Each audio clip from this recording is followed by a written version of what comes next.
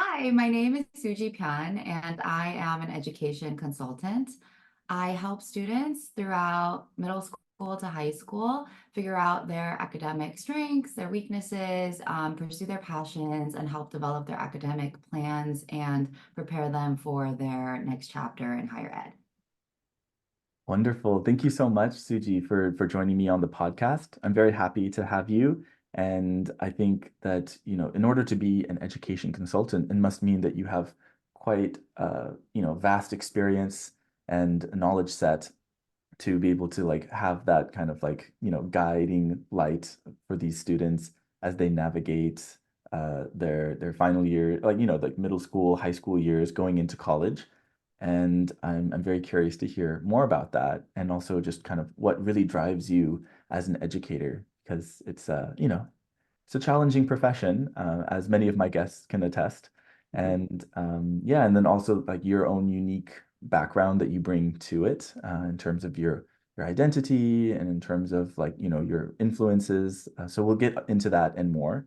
And just really appreciate you being here. So without further ado, this first question really is a chance to allow you to kind of tell your story and connect some of the dots that have brought you to where you are right now. And so you can go back as far as, when you were like very, very little, if you think that that's kind of like the beginning point. And, any kind of big influences that kind of guided you towards this path of being an education consultant. Yeah, thank you, Scott. Thank you for having me. It's an honor to be on your podcast.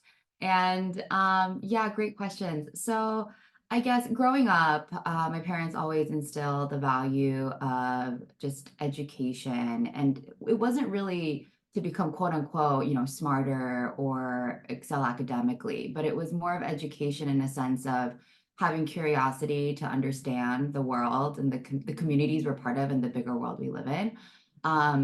Growing up, that was really instilled in me just kind of throughout my family. And I always loved the role of mentorship. So I'm an only child and I never grew up with older siblings. I didn't have younger siblings to help guide. I think that's one of the driving force factors of why I love what I do. I feel like everyone's older sister. And, I like to really help my students not make the mistakes that I made or share the insights that I've gained as I've gone through my own education journey and beyond. My first job in education was actually in high school. I was a teacher at Kumon. So I helped with reading for junior Kumon, and I never knew that education would be the path that I would take. I had a big love for writing growing up. So my background is in journalism. And I think while studying journalism, I really loved learning about people. I loved documentaries, nonfiction, really learning about how people came to be. And I think that's a really big part of the work that I do because working with students from middle school to high school, as you mentioned, it's a funky time. It's a time when they're growing and they're developing and they're becoming just global citizens, right? Or striving to be. So I think a lot of my work in that has been helping them figure out, what their story is. And another part of the work that I help with in that is the college application process. And when it comes to applying to colleges, a big part is the personal statement, the interviews, and how to explain and showcase and tell their story. So that's a big part of how that's been connected in terms of my education, my background, and now my career. Awesome. Thank you so much. And I'd love to hear more about some of these values, that your parents instilled when you were very young. Because I think it's incredible, right, to have parents who really want you to to learn about the world, right, to be curious about all that's happening around you. I think children at a young age are just natural sponges, right? They're just excellent learners, without Mhm. even having been told or having gone through the institution that we call school. Mhm. But for parents being the first educators, really the first major influencers for young people. What Mhm. was it like for you, like beyond just that education allows you to like understand the world, like what other, I guess, like explicit values did they put uh, for you, or maybe like what actions did they take to show you what those values were? I'm curious. Yeah, definitely. I mean, children learn by seeing, right? So that is super important. My parents they're immigrants from South Korea. So I grew up Korean American, like 1.5 generation is what I would call myself. So it was interesting also just culturally, a lot of what they've emphasized was the importance of community, discipline, work ethic, all of that. But my parents were also business owners. They were entrepreneurs, and I grew up watching my dad run, operate his own businesses. I've seen them go through the LA riots, multiple recessions. So I think resilience was something that I saw a lot growing up. It's a fundamental value just in my family and also what I instill in my students because it's not easy, right? Like challenging yourself, whether it's academically or personally, it requires a lot of resilience. And I think, when we're young and we're scared, and as children, we get scared to fail. We don't want to do the hard things. We only want to stick to what we're good at. But kind of growing up in an environment like that, where my parents had their own struggles and how to overcome their own obstacles, I think I was really given the mindset. What was really fostered was you have to fail. Like if you don't fail, you're not really like reaching your potential. If you're not failing, you're not doing anything interesting. Like what did you fail at today? What was a struggle today? Was a lot of how the conversations were at my dinner table. So rather than wanting to hear about things that were easy, my dad always wanted to hear about the things that were very hard. And my mom is just the utmost she's a problem solver, an optimist, but also like a realist. So she was also very good at helping me navigate. Okay, so here's a problem. How do we break it down? What are the solutions? What are the options? And that's still what I carry on today, like in my work, right? Because students run into problems, families run into problems, various moves, various schools, et cetera, et cetera. And so really breaking things down that way and helping people see different perspectives of it and helping people understand that there's no one right way, I think is extremely important. And it's something that's been instilled in me as I was growing up. And it's something that I also try to instill in my students. You know, thank you for sharing that. I always really enjoy when people talk about their parents. I feel like, there's something about their face changes, and you can really tell the sense of, appreciation, or the sense of kind of just, recognition of like the hard work that parents have to put Right, in order right, for you to just be a fully functioning human being, an adult in this world. And definitely resilience ties into that. But I think the way that they not only showed their own resiliency as business owners, but really encouraged you in a way that, like, part of building resiliency is failing and then getting back up, right? right, And not to be afraid to fail, because as you said, right, you won't reach your full potential if you don't actually bump up against those limits or those kind of edges and fall off. mhm, And I think that's such an incredible mindset that oftentimes is not encouraged. Actually, yeah, oftentimes, yeah, it's not really encouraged because everything is about, having this sense of like perfectionism in an overly competitive world, right? Where if you don't hit the A mark, then suddenly everything's on fire and there's a right. problem. So I find that that's really wonderful. So you mentioned that you were part, or you consider yourself as part of the like 1.5 generation. Yeah. Could you speak a little bit more? Like, what does that mean? Yeah, it's a weird in between. So I guess 1.5 generation. So people sometimes would consider me more a second generation because my parents are like, oh, they're the first generation to come to America. But just me and my friends who are kind of in a similar situation, we consider ourselves 1.5 because we don't consider ourselves technically second generation because we feel like we're the first to be born here, right? So we're like in this weird in between. And I guess the 1.5 generation, how I interpret it as we speak Korean at home. We're very ingrained in, the kind of the Korean community, the Korean values, the Korean roots, because our parents are primarily native Korean speakers. They are not as integrated in American culture. So we kind of grow up with being in the in between. Yeah, no, that makes sense. And it's how you navigate two very different cultures while Right, also coming to terms with how you are always in a state of change, you are becoming, right, and you are not just, American, Korean, right, American, right? But you're also just Suji. You're right, exactly. there's that. And I'm curious, like, do you in the population that that you serve with like middle school, high schoolers, what would be like the demographics? Would you say that there's some of them or many of them that would kind of categorize themselves in like these different generations, like immigrant, like children of immigrants, or is it something very different? Yeah, I think there's a good mix. Um, some of my students categorize themselves very similarly to myself. So, very similar. They speak Korean at home. They're still very ingrained in Korean culture, but then, they're born and raised in America. They're completely American. Another chunk of my students are international students. So they're born and raised in Seoul, Hong Kong, Singapore, but they might have lived a little bit abroad when they were younger and they can still speak English fluently as well as another language. So I also feel like they are also in an in between because they don't feel completely like Korean or Chinese, but they also don't feel completely American. So they also kind of are in that same in between circle.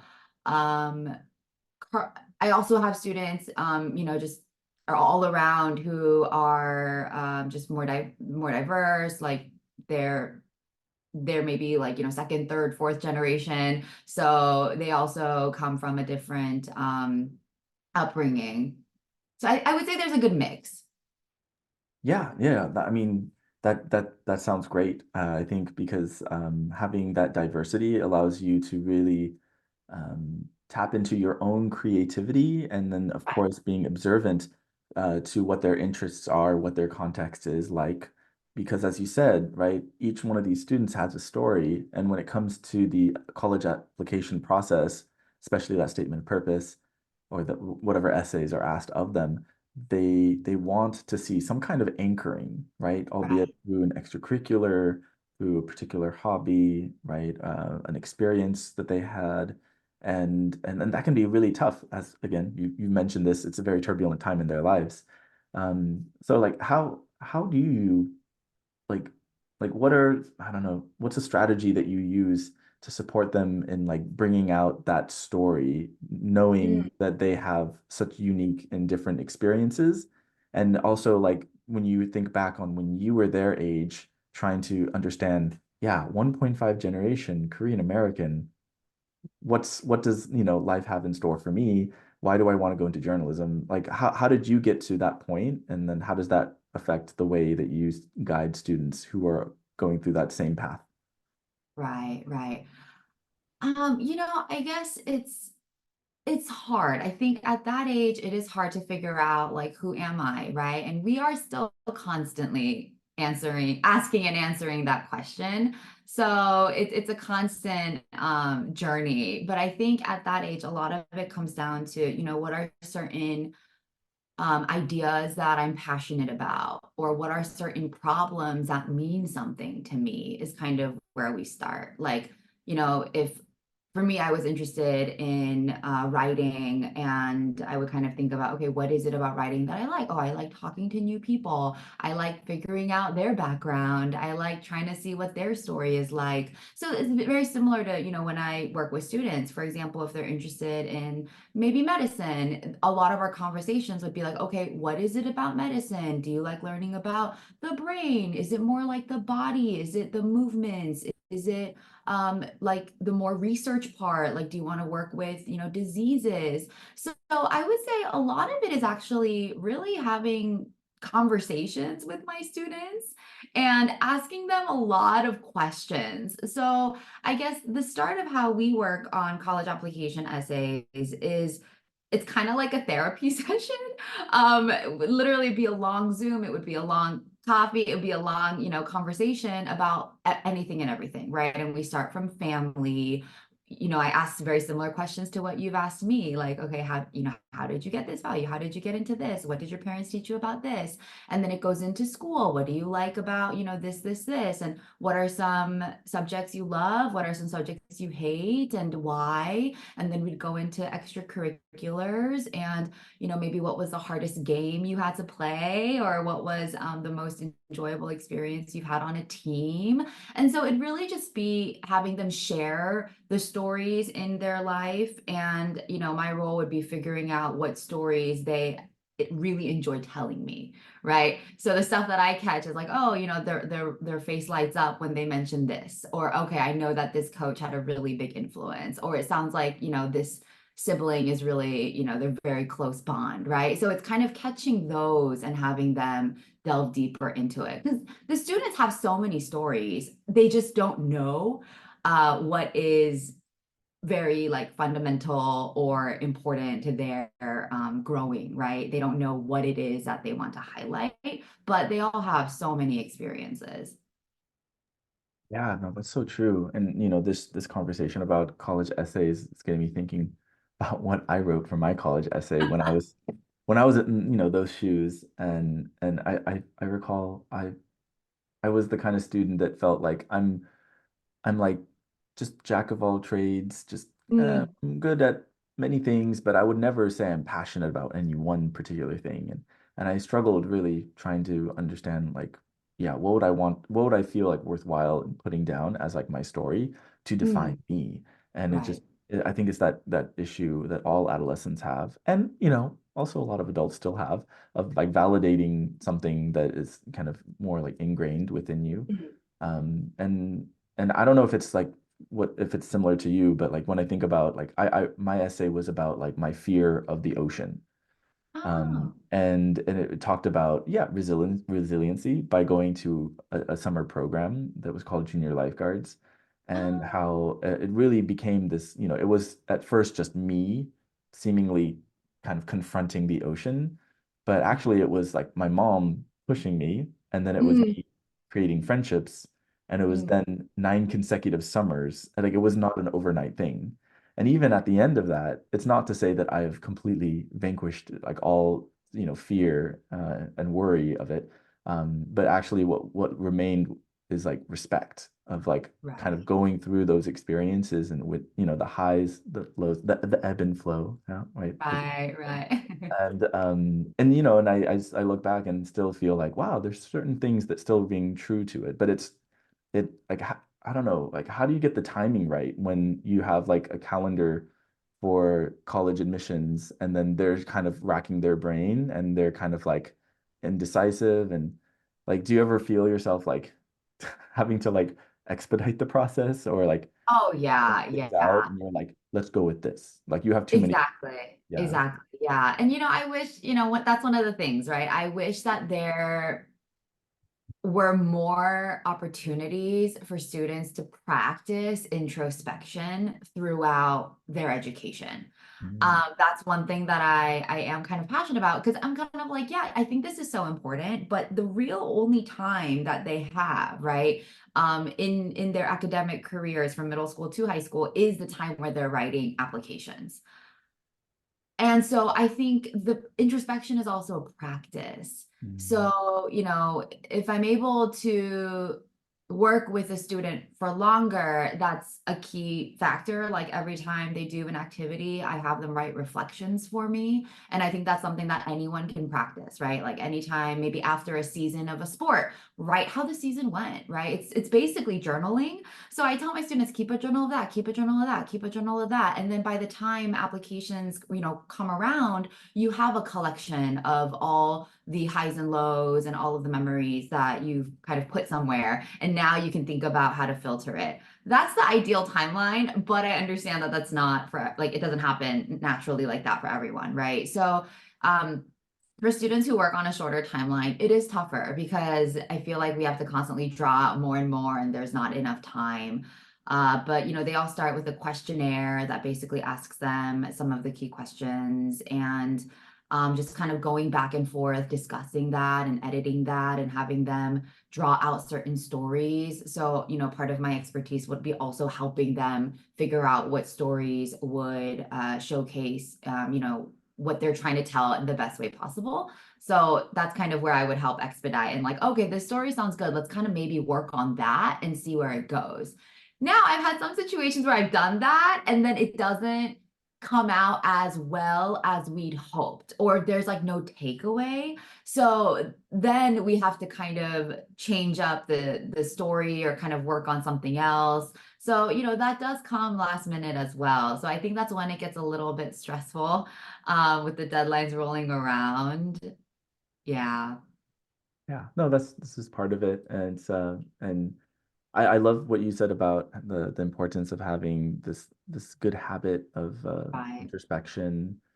It could be through journaling, right? Having a diary, and kids these days, and I mentioned this before, right? Very competitive because everyone thinks like to have a good life means you need a good job, and to get a good job, you need to have go to the best school, and so then these students are just going from one thing to the next, and they're just doing. They're Right. doing, but they're not really reflecting, like you said, Right. or feeling and kind of getting in touch, and that's a struggle. So, we ask a lot of our students, and then we ask kind of counterintuitive, like, hey, slow down and now just think about it. Yeah. So there's, this kind of like tug of war seemingly, but I find that for students who can really like understand the value of that and take joy in crafting their story and owning that story, right? Because it's not just about crafting it, but you got to like internalize it, right? You got to believe Right. it.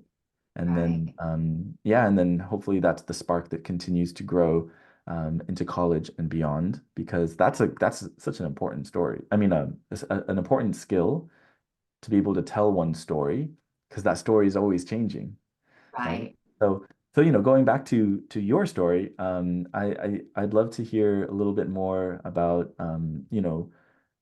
like what your thoughts about this term global citizenship and like what it means to you, and if there's any like additional experiences either as an educator or maybe even like other like kind of like personal anecdotes that kind of come into play, or even going back to your family that you think contribute to your notion and your understanding of global citizenship.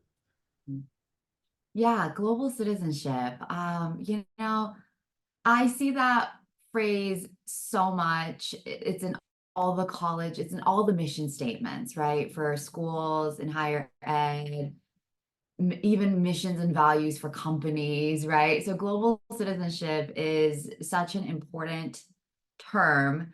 And I think it has a lot of different meanings for different people. But for me personally, I really think global citizenship comes down to being intentional and being curious and being empathetic. So I think those are kind of the three big factors when I think about it. And by intention, I mean, and I always tell my students too, like, study with intention, like work with intention, contribute with intention, right?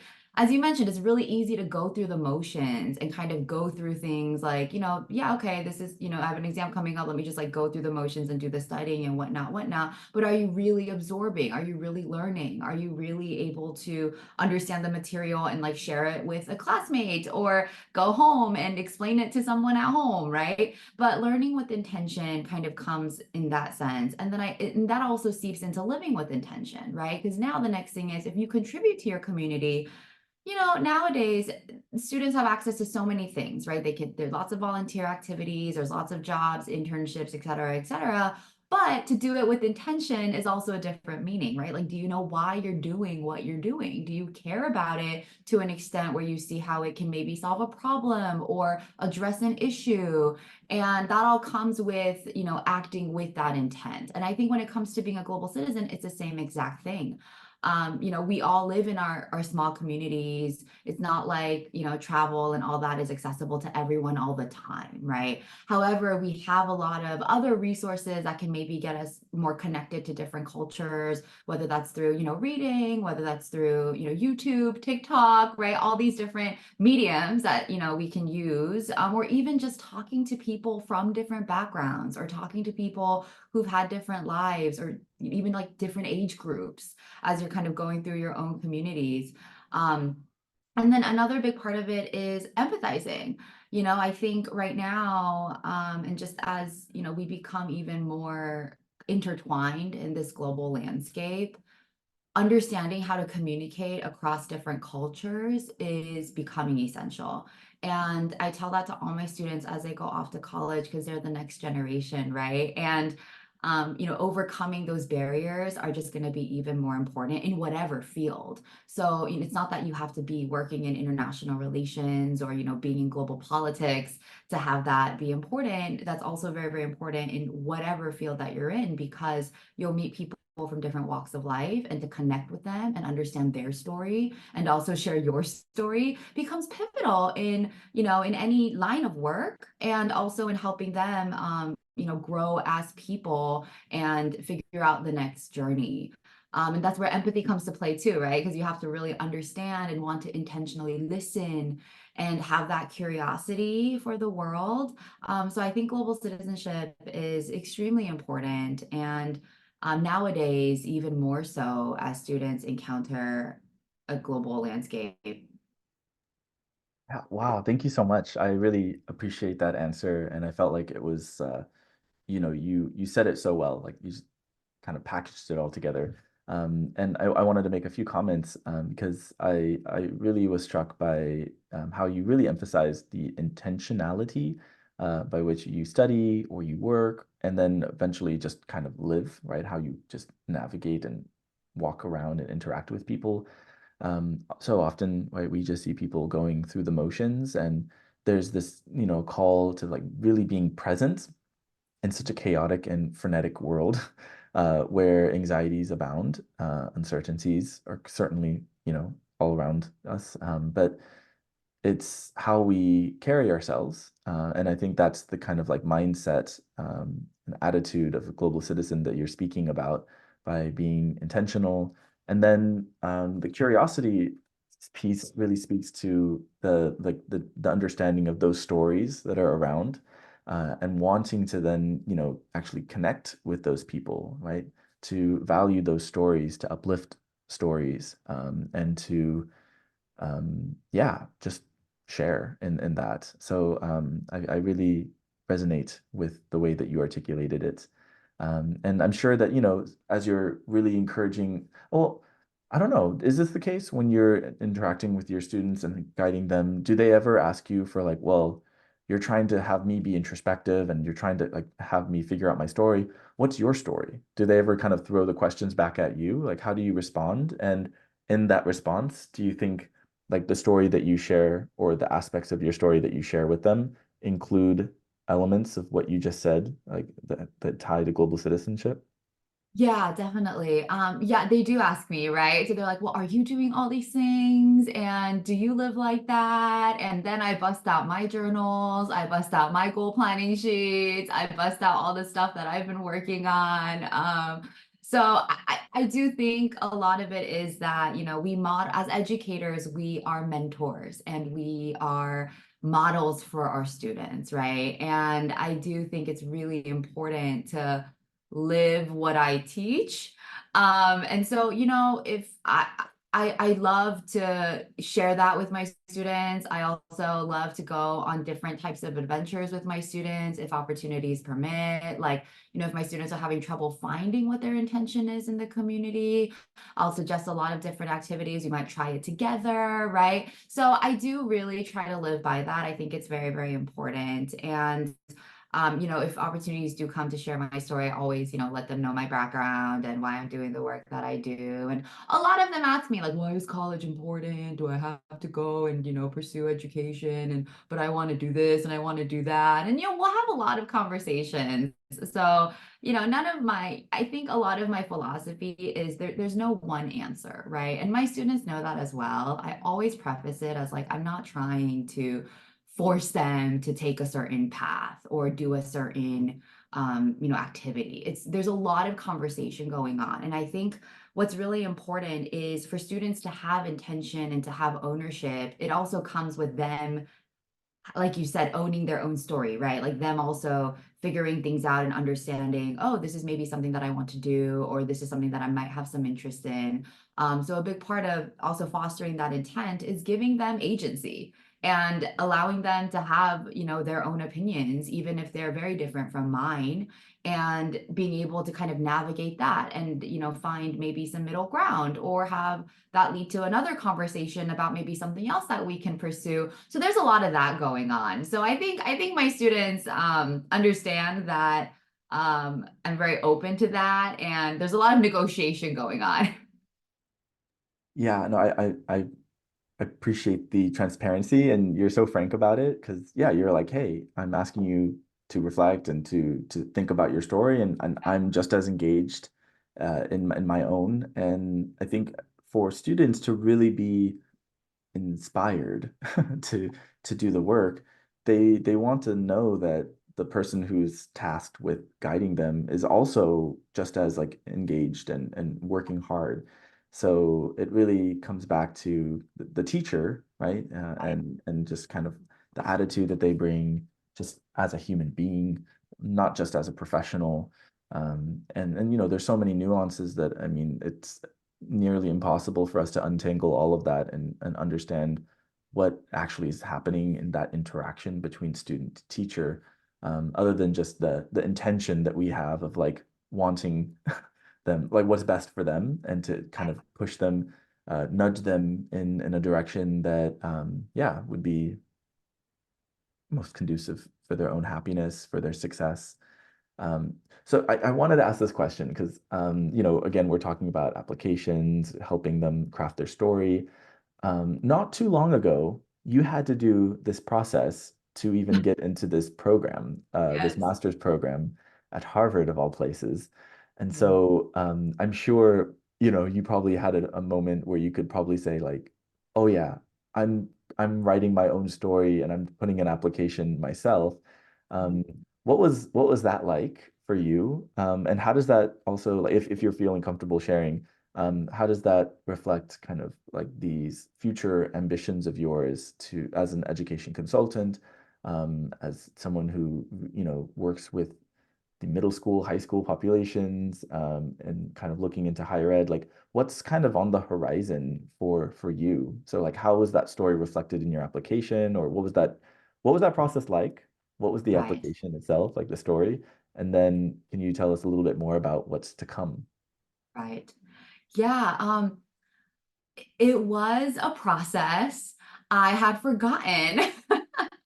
And but I enjoyed it actually because I was working on my application. I think they were due like January, which is when regular decisions are due for undergraduate programs. So I was doing mine as my students were working on theirs. So there was a lot of empathy going on.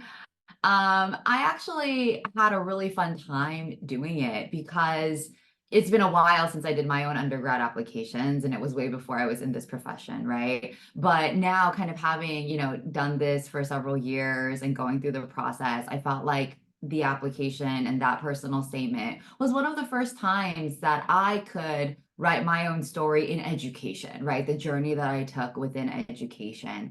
And so I very much appreciated that process. I realized introspection is extremely difficult. I also, took out my journals again and tried to figure out the highs and lows of my journey as an educator as I put that into my personal statement as well. But yeah, I had a lot of fun with it. I've had yeah, that was a fun process, but it was stressful, right? Like anything, lots of deadlines and things to coordinate. I needed to get letters of recommendation. I needed to reach out to old professors and give them updates. I needed to edit like my resume, figure out my transcript. So there was a lot of empathizing. Pretty sure I was the most patient with my students that year because I too was going through the same thing. And where do you think, like with this master's, you're trying to reach? Because Yes. that's part of the application as well, not just kind of recognizing what led up to, this current moment and what makes you you, but also like the kind of value add of like, okay, in addition, this is the next step. Mhm. I'm curious, what is the next step? And then also, does that step involve anything relating to this conversation we've been having about global citizenship? Yeah, yeah, definitely. So, at the end of the day, I see my role, I see my job as really more of a mentorship. And the mentorship, however, is it's not enough with just a person like me, right? I really think that it needs to also come from the school support, institutional support. And the reality is, not every institution has the resources and the means to help students navigate, figure out their passions, figure out their story, right? So, a big part of me joining this program was I also wanted to gain a better understanding of how to help in the more institutional level and to see if there are programs that we can develop for more students to gain access to how they can take more agency of their journey, of their path, right? Whether it's figuring out, maybe what classes would be good for them and their strengths, or figuring out what extracurriculars that they could pursue and enjoy. Understanding what skill sets they can cultivate, how would that connect to future careers, what would look right for them in terms of what education might be or a job might be after high school. So that was a big part of my, I guess my hope for gaining that from the program. I wanted to, meet other educators, meet other leaders in education, understand what it meant to be a leader in education, and hopefully apply that into a setting where I can reach more students and maybe help more people in education, more counseling offices, more counselors at different high schools, and also help transition. I also have a very big interest in the transition from high school to college. So, from senior year and as a high school student and then entering a new community, there are a lot of questions there, right? That students face, that families face, and the struggles. And so, like, pathway programs have been something that I've always been interested in. And, I was hoping, through working with this program and the next steps might be in figuring out how I can combine that, right? How I can bring in my expertise from junior and senior year going into college and then bridging the gap between high school to college is what I hope to pursue. Yeah, thank you so much for sharing more. And the word mentorship came up yet again, right? You mentioned it, as well as like at the very beginning where you said like, "Oh, I was an only child." So I was kind of Right. craving mentorship a lot. And I think, looking at it from this like larger scale, the institutional scale, and like how to fill in these gaps is really amazing because I mean, thinking about the kind of impact that we have on our students, like we can feel it when it's, face to face. But as we continue and build upon our experiences, you start to see more things about the overall system. And especially, in a program where you're studying the theories and like reading case studies about it. And so it seems like a very natural progression to kind of ask these, bigger questions about what more can I do? Because you've had so many years of experience of like why understanding that transition is so important, why knowing one story can really set them up in the best possible way to be successful, um, in college and beyond. And so this word mentorship, yeah, like what does it mean to be a good mentor, just in Yeah. general?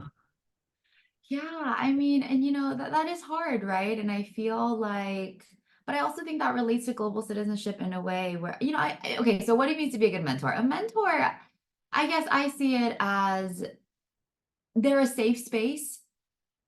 It's not really just for, academic or for professional, but I see mentorship as a safe space for people to connect with others who have a little bit more lived experience and to gain, advice, or to just, have like to have a person to storyboard with, to just engage in open dialogue and really just be able to have that, I guess, relationship. Um, and so I also think mentors come in many different forms, right? I think at the end of the day, everyone is looking for someone in their corner. And that's really what I think a mentor is. They're just in the corner, right? They're there, through the good and the bad. And maybe, and the mentor does not have all the answers. I tell my students all the time, I'm not, I don't have all the answers, but I can help you find them.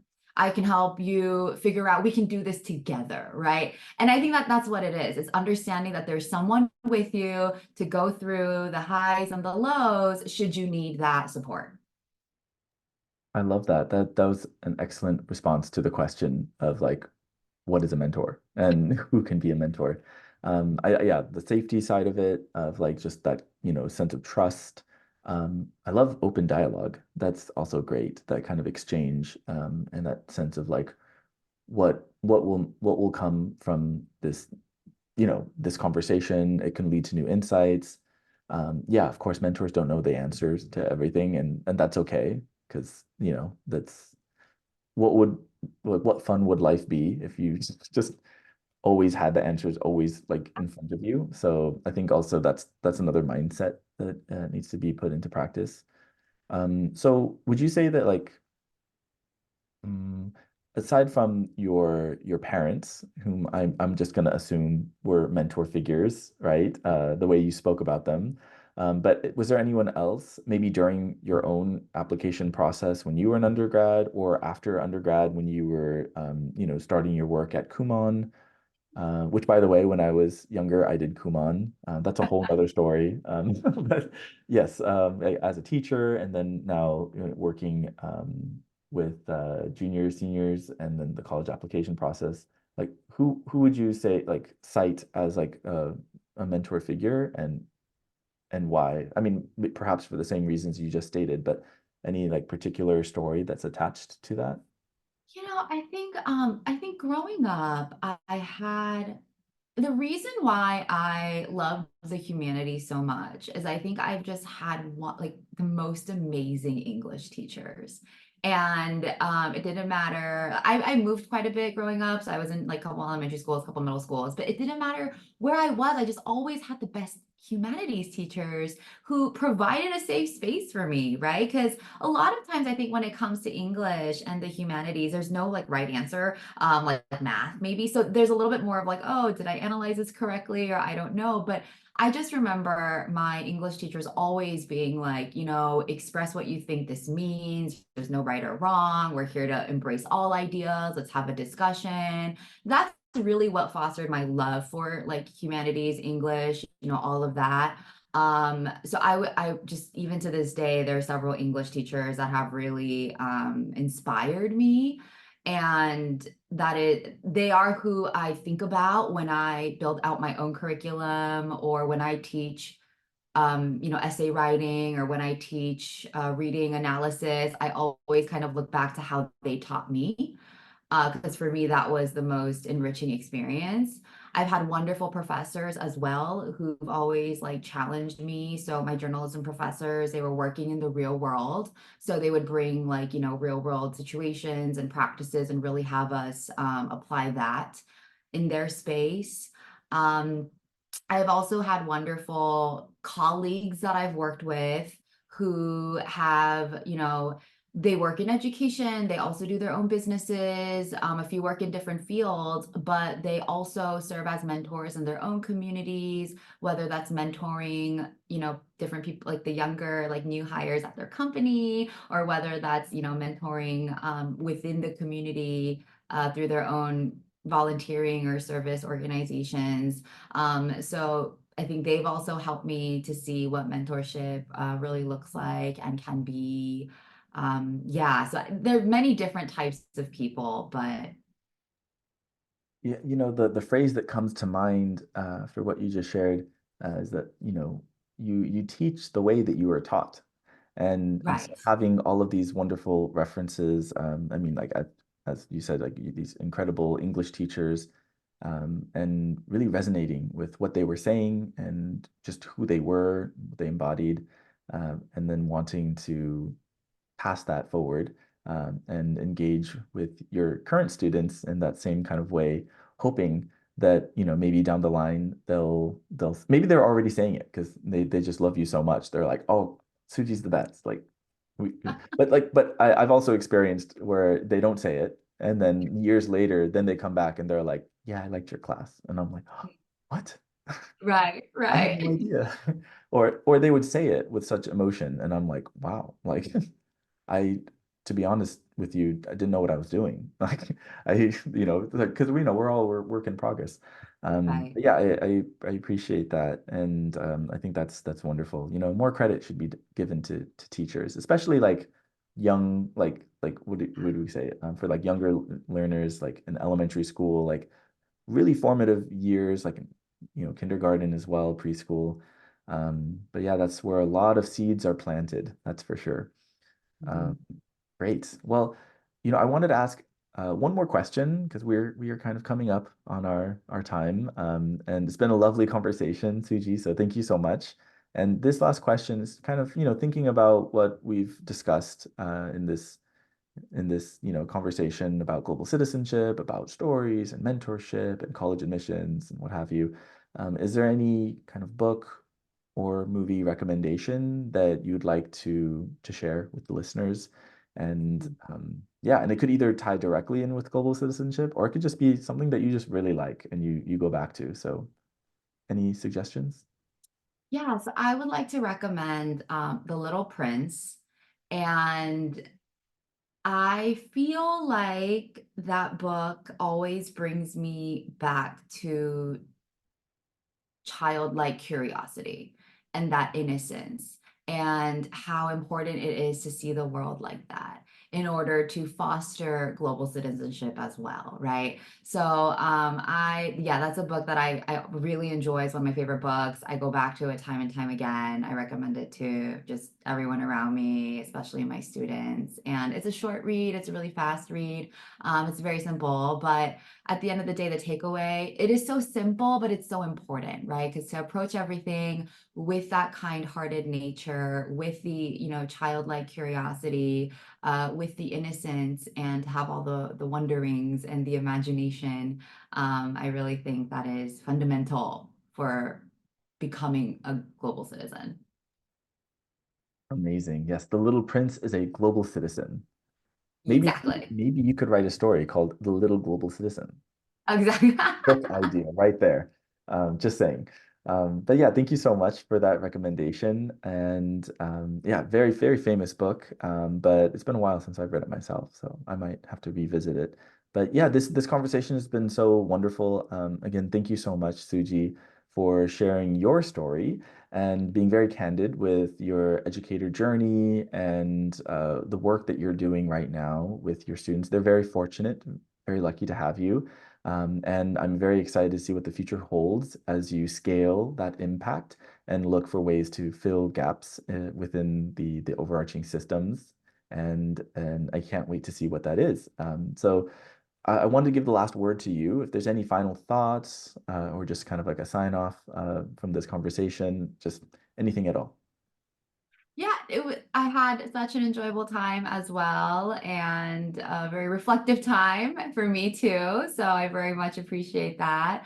And thank you for having me. Thank you for having me. And I look forward to sharing your podcast with my students as well.